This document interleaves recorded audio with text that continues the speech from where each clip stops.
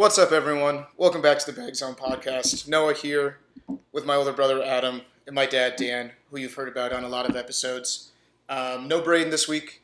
We were at a family wedding, so we thought we'd give a little special episode at the Airbnb that we're staying at. But we're just going to go through kind of our family history with the game, how my dad got into it, how Adam got into it, how they got me into it, and just kind of share some fun stories from there. So, Dad, first of all, how are you doing? Well, thank you. So you're the kind of OG of our crew. A lot of us wouldn't be playing without you. Why don't you tell viewers though, like who got you into Frisbee, or how did you get into Frisbee? Like, what was your first tournament experience like? I mean, this was more towards the heyday when there were 40 plus teams at tournaments. So I started playing when I was 15 years old. Both Al and Brian Beckman lived right next door. Willie DePietro lived 2 blocks away, and we'd hang out at the Beckman's house when we were 15, or younger, but when we were 15, Dan Beckman, Hall of Famer, and Jim Beckman, his brother, who played for Queen City, they came out and started throwing with us and teaching us how to play. And then the rectors, Jimmy and Chris, started playing with us, and John and Tommy Larson, who live in other areas now. And they all joined the tournament before I did. I was a little hesitant, and I was playing Legion ball too, so that took up a lot of time. Yeah, that's been a pretty common story in Marquette. Like Hogan, Adam, you were the same way of like just losing summers. Yeah, but when I was 17, they started a team, Bud Light. There was another team our age called Casa. And I ended up playing with a team out of Iron Mountain called Iron Mountain Greenleaf Bar. 3 guys, Kelly, Drax, I don't remember the other guy. He had a run-up thumber that went about 40 miles an hour, the most catchable shot ever. But he had good hands, and so I played there for a couple years. My fondest memory against them is one of the guys hit it in the middle, and I'm not a diver, but I ran back, dove, it caught my finger, twirled in, and my guys were arguing. We were playing Kupla. They ran down the line, picked me up, nice catch. Kupla did positive, and then they crushed us, and we were done. But then I got into with my friends with Bud Light, and there's so many stories to tell. How Mark DePietro got his name Crack.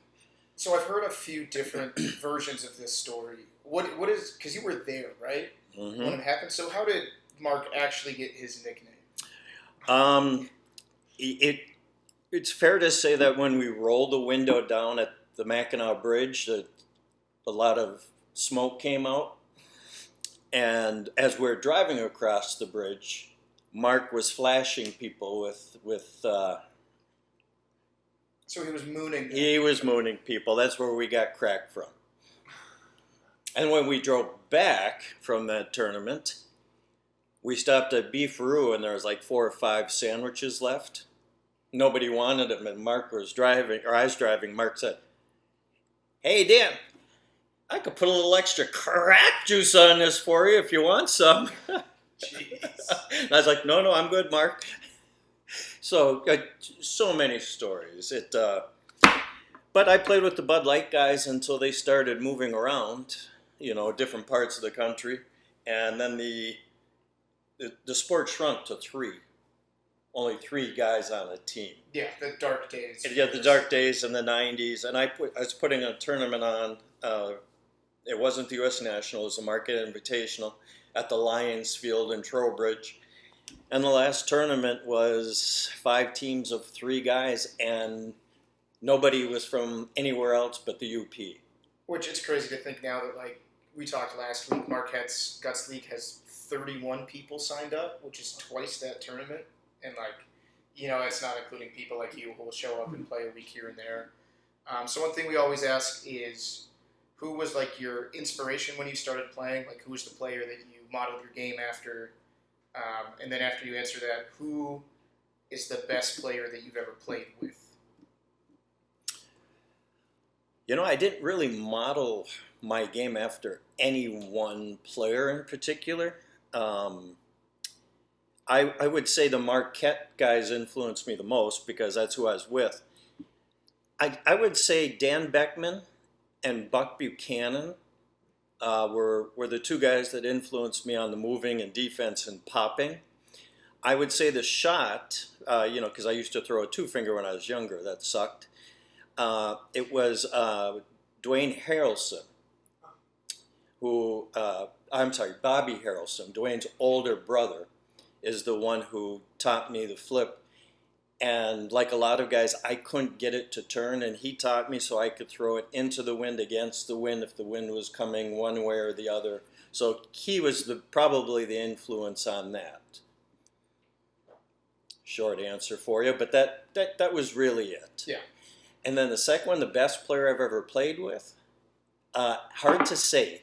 I was going to say, you've got like eras, I feel like, that you're spanning with it. Yeah, I mean, when I was younger, the best player I played with was Joe Pappin, who a lot of people don't know. Joe was a goalie, and just outstanding hands, Tim Meyer-like hands, and really good at popping. He had a thumber, and he blew his arm out and stopped playing.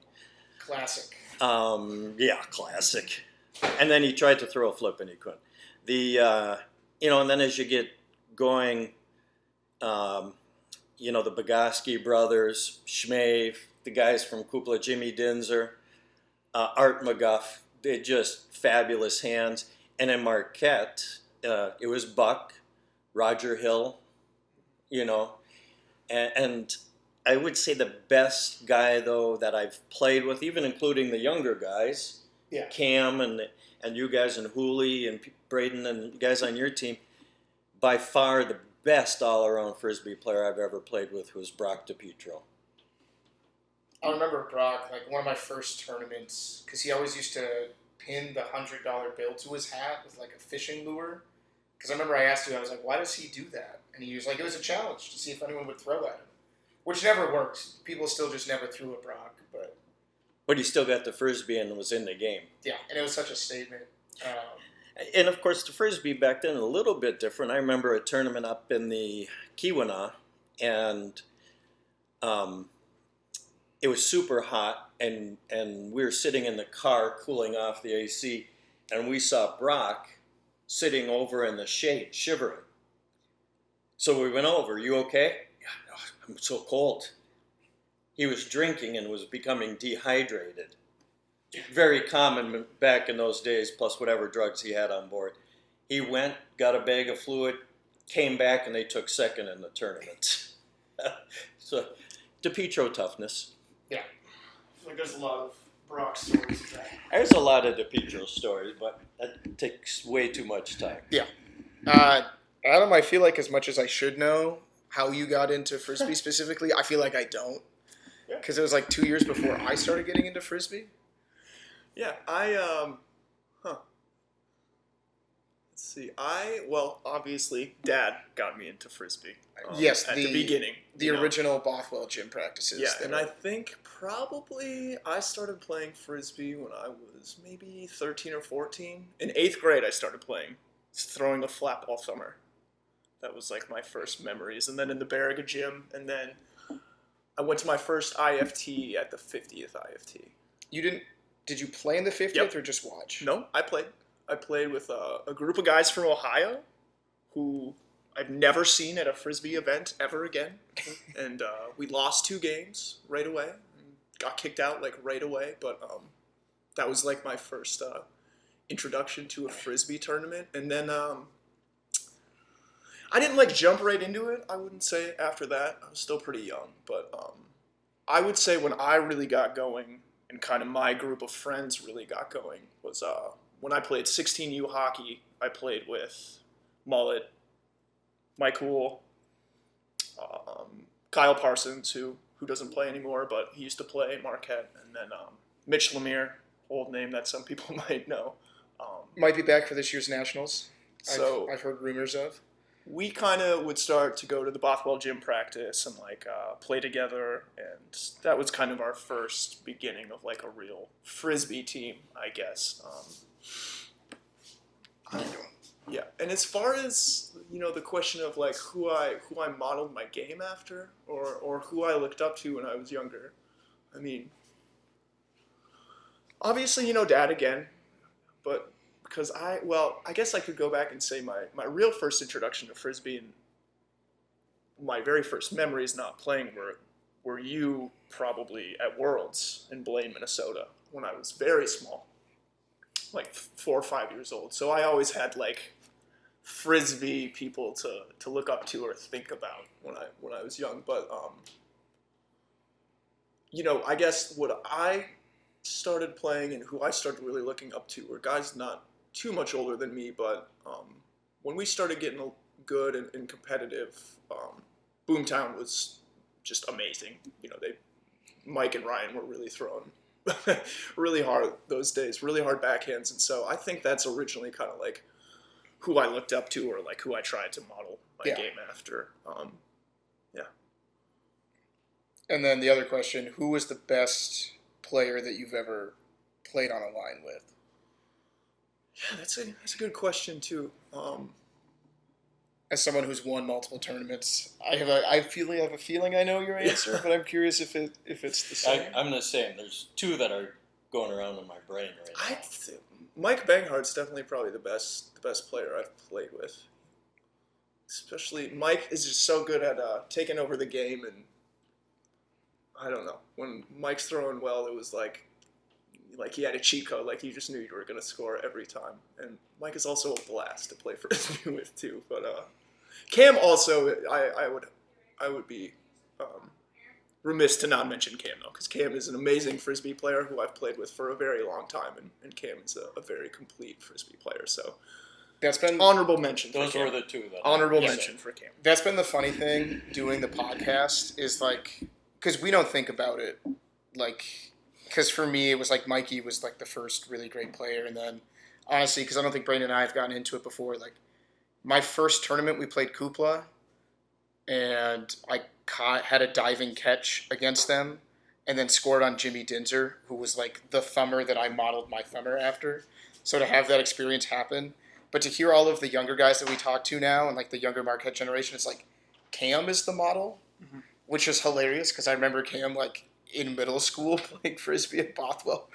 And it was like just that weird, like we're almost like we're a different generation now and like that cycle through. Yeah. My favorite Cam story, of course, is, and many people know this, but I had a tradition, my first tournament with Willie DePietro over the years, where we didn't put our cleats on in the morning until we had a beer and a smoke. Oh, don't worry. Last week we chronicled for Hogan where the grape and grape juice came from. So he had no idea. And we were driving, and I played with O'Malley's their first year, and some years after that. And we were driving to Wisconsin for the first tournament they had. Cam was 7th grade, going into 8th. Yeah, because it was the year before I started playing. And I played with Kupla in the 51st IFT. We beat Boomtown, and you started playing the year after that because I could have kept playing with Kupla, but I wanted to open the gym up for you guys. But we stopped at the store, and I broke out the smokes, and I remember looking at Cam and saying, "I'm Danny this weekend, not Mr. Gannon." I think Connor had a similar story of like being shocked the first time that he went to a Marquette tournament and watched. It's like to see your middle school principal that different air. Well, when you have to be Mr. Gannon all the time, it's nice to give a little break in there. Yeah, I'll let Danny go out and play. So I'm trying to think. Dad, you could probably speak best to this. So you're the only one at the table who's won an IFT before. Mm-hmm. First of all, is it gross to drink out of the cup? Yes and no, because if you go up and you smell the cup beforehand, yeah, the whole thing's gross. But you're so geeked and you're so pumped on an adrenaline that when you win that and they put that beer in there, the trophy's not really that heavy, but it's got some weight. You don't notice the smell. So you don't want to have it cultured or anything, but no, it's worth drinking out of. Yeah, I know that's been the one thing, especially with the Stanley Cup recently, of like, it's kind of got to be a little gross, but like worth it. Definitely. In alcohol, sterilizes things. So yeah. So you were both at the 50th IFT. I think that was. I watched the 51st, played in the 52nd. Was my first tournament. Was the 52nd IFT. Do you either of you remember playing or watching Japan play in the 50th? Yes. Because did they win the 50th or lose in the finals? They won. I believe it was Catan that won the 50th. And it was interesting because what a lot of people might not realize is Guts started coming back after the 50th because a lot of people who hadn't played in years went to it and realized that their arms didn't hurt anymore and they could still play this game.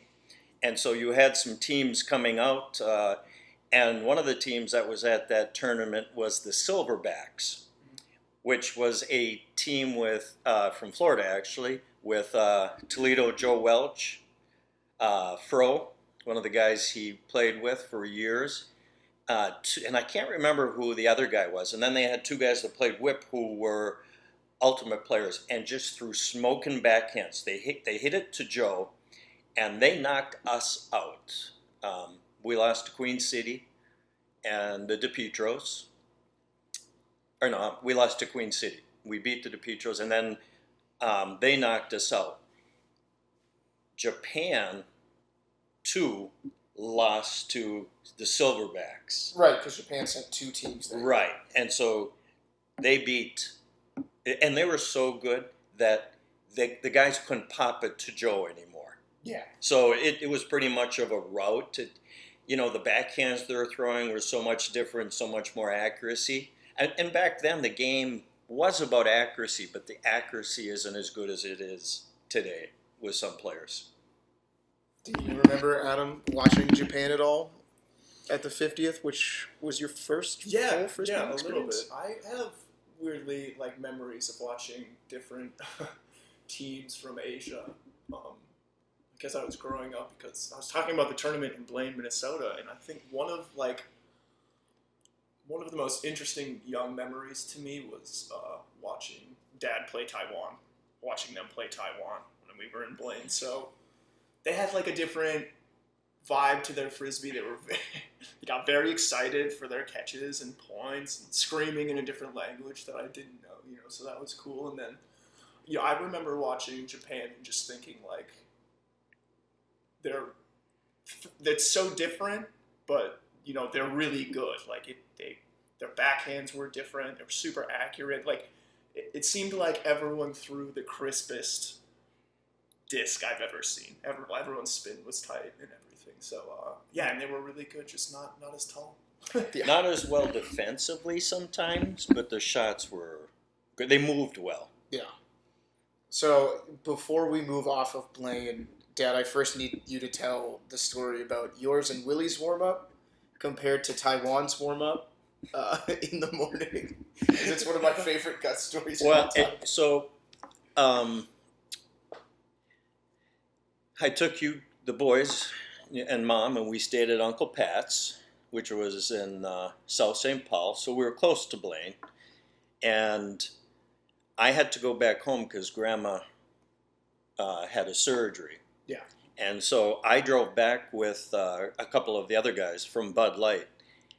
And I dropped them off at the bar and walked into the bar to say hello to everybody. And Willie DePietro was sitting in the bar. He said, "Danny, come here. I said, "What's up, Will?" He said, "Polly, tell them what you did today." And it was Polly Lou.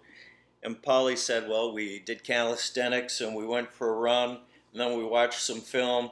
And then we threw.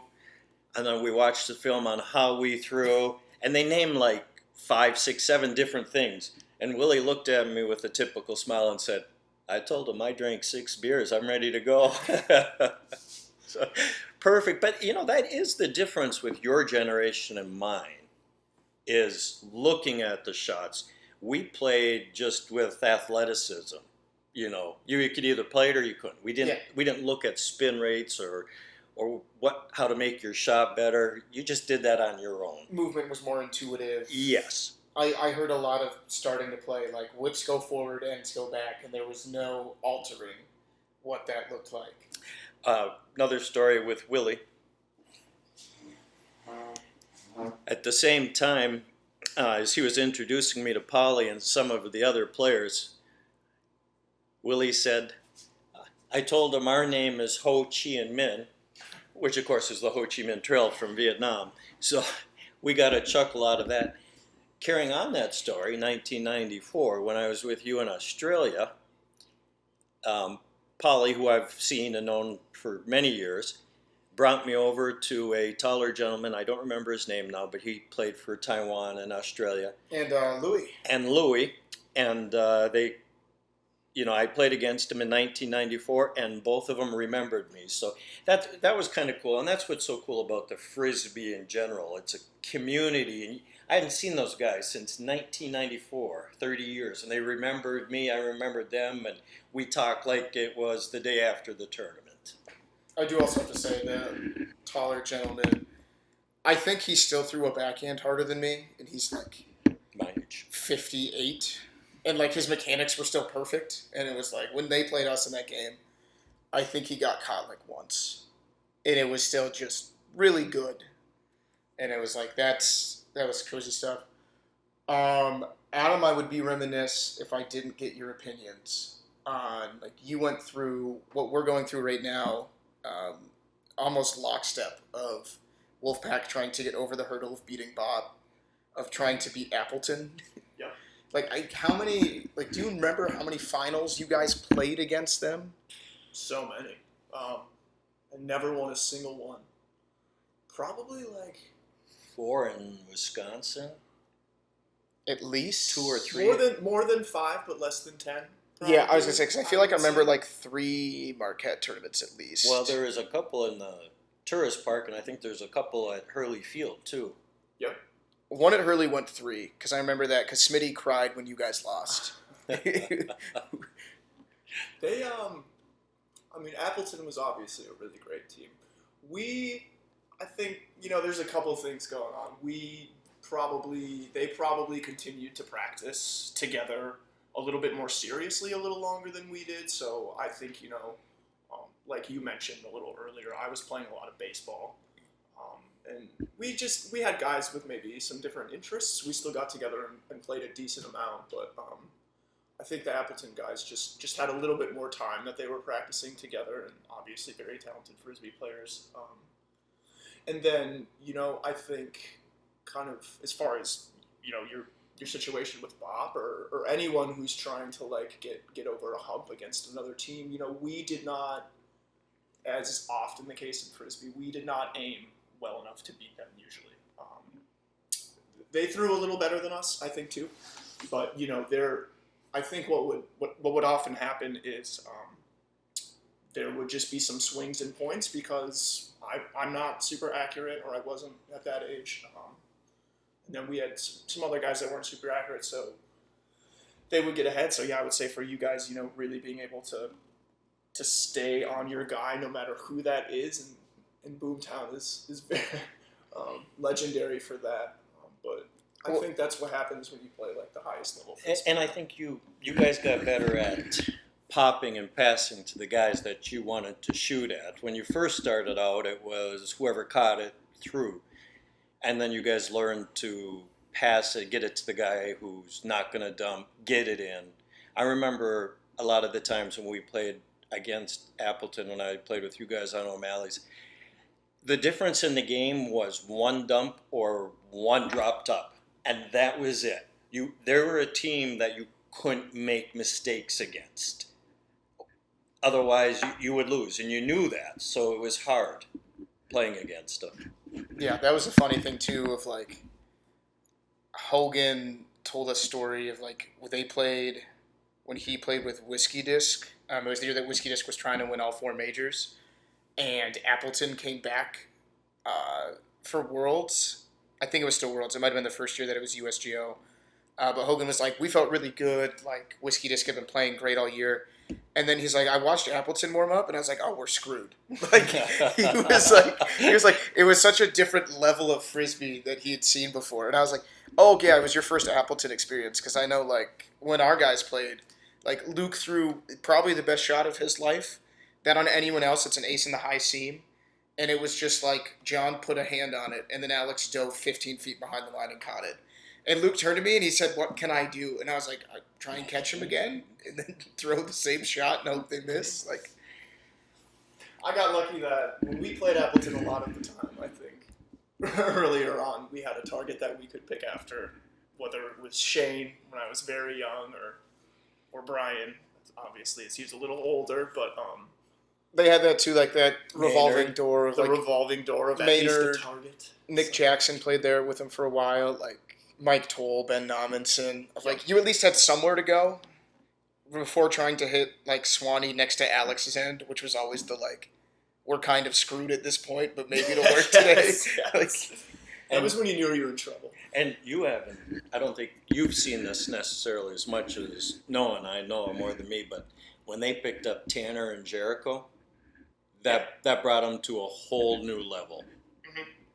they didn't have a weakness anymore. No longer have No weakness in defense or shots. Right. And then I do have to say, Cam played with them for one tournament, and the lineup was the twos, John, Jericho couldn't go, so it was Cam and Tanner, and we played them, and we were like, I think we're throwing at Cam. That's a Which- winning strategy. Which is funny because we talked to other teams about like what was your intent before, and the amount of times we've heard we wanted to go away from Cam's side, and we were like, because Tanner sees us too well because we played with him for so long. It was like, well, Tanner's gonna eat us up. I don't want either Two's brother or John throwing at us. And we're like, I guess Cam's the target this game, and like I think we got to 8. Like it was bad, but I think that might be the best lineup I've ever played against or seen in person. It's really difficult for me to say who the best lineup is. I put it down this way. If you take your best Appleton team against your best Kupla team, those are the 2 best teams. They were different. They both had great defense. They both moved well. Every single player could throw hard. Our target used to be Billy Bogoski until he got hot, and then we used to throw it at Hare. Which is Yeah, 2 Hall of Famers. Yeah, it's like, who else do you throw it? You didn't throw it at Dinzer. Yeah. You didn't throw it at Schmave. Couldn't catch his shot. So that's if you lose to a team that's good, like 21-16, especially when you're younger coming up, you're doing well. You felt good about yourself. Yes. Yeah, I think as we wrap up here, what are we most excited for going forward with Frisbee? Because obviously, like, when Braden and I are talking with people, we're, like, in it every day. But as, like, someone who's not quite at retirement age yet, but in your twilight of your career, like, as you start to step away from it, what are you excited about? And then Adam is someone who kind of is able to parachute in sometimes now that you're not directly in this scene. Like, what, as you've come back, has gotten you most excited about seeing where the community's at now? What do you think, son? You want to take that one? I'll take it after you. I think 2 things excite me. First of all, it's nice to see numbers growing. It's always nice to see numbers growing with the sport, especially back home in Marquette. And it's nice to see that they've got like a summer league that they do. We pretty much always practiced, and when I got into it when I was like 15, 16, we would actually get 20, 25 people at Tourist Park when it was getting close to the Marquette Frisbee tournament. But that wasn't a consistent thing, and it wasn't maybe like the same level every week that you get at the Marquette practice or league, so that's awesome. I think, what was it, like, the 3 weeks between the IFT and Marquette, like, randomly we'd get 26 people, and then, like, between Wisco and the IFT, we'd have, like, 12 for a while. Yep. And then another thing I'm really excited about, which maybe is hints to like my time playing when I was younger, but it's nice to see talent on so many different teams. So, I did obviously Boomtown and Appleton were really dominant when I was playing, and they probably won 80-90% of the tournaments. But now it's nice to see Shadowbop's been great. Monte Carlo has a good team. Noah, your team won last year. Hardwood, of course.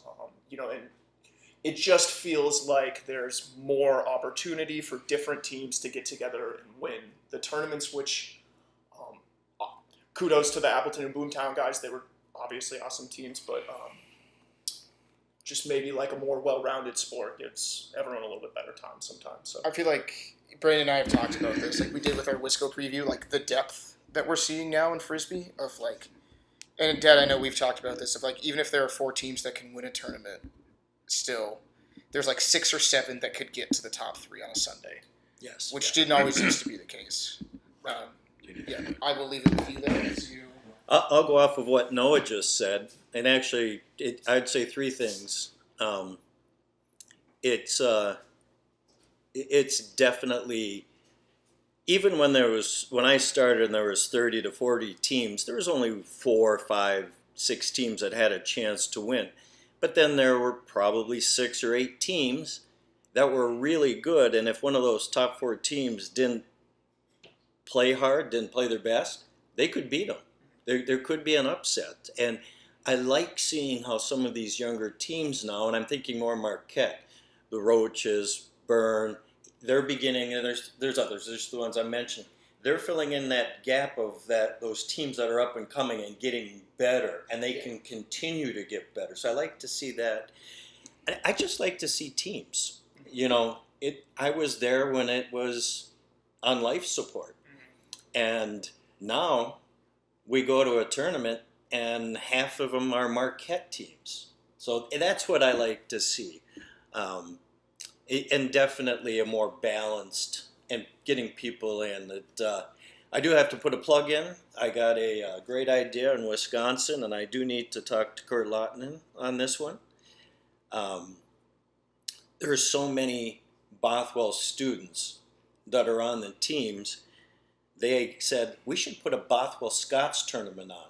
If you've ever been to Bothwell for a practice or ever went to school there, and go by grade year, graduation year, and have miscellaneous. So I'll talk to Kurt and see if that's a possibility for some time coming up in the next fall, possibly. I also want to add the one Father Marquette Golden Eagles team that we could probably make, like get Frage back out. Just get the Father Marquette. Well, you got boys Trent there. and a couple other ones from there. Yeah, like there's Mitch. Like there's enough around. I think the Grays for a little bit went to Father Marquette when they were younger. Yeah, they count for it. Marty went to. Yeah, Marty went all the way through. You said this earlier before we ended. Think of a team. Mullet and Mitch. Now surround them with pro athletes. Rob Gronkowski. That's my person to put with those 2 crazy guys. Who would be one you would put with them? Ooh, that's a tough one just based off of Miguel Cabrera with his hand-eye coordination. Also, I'm just trying to think of like who's the biggest kids in sports. Oh, he'd have so much fun. yeah, that's a good question. I'd just love to see someone who can like really toss a baseball, come in and throw a frisbee like seamlessly. But we'll see. Even take like Jack Flaherty, like that, because that knuckle curve, just like I feel like three-quarters arm slot curveball mechanics Yep. to thumber is like That's the the golden natural ticket. progression. That's the golden ticket. Yep. All right, well, we'll leave it at that. We want to hear everyone's, like, who would be your fun professional athlete. And specifically, Braden, since you're not here, go get it.